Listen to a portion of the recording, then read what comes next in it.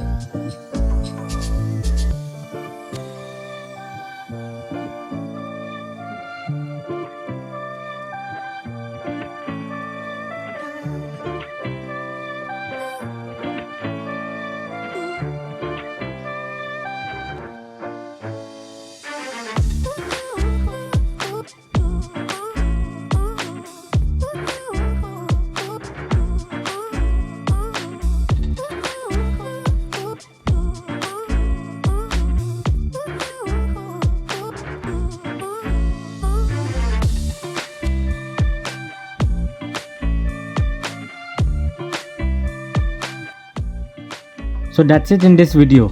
Please do like, share and subscribe to my channel. Thank you.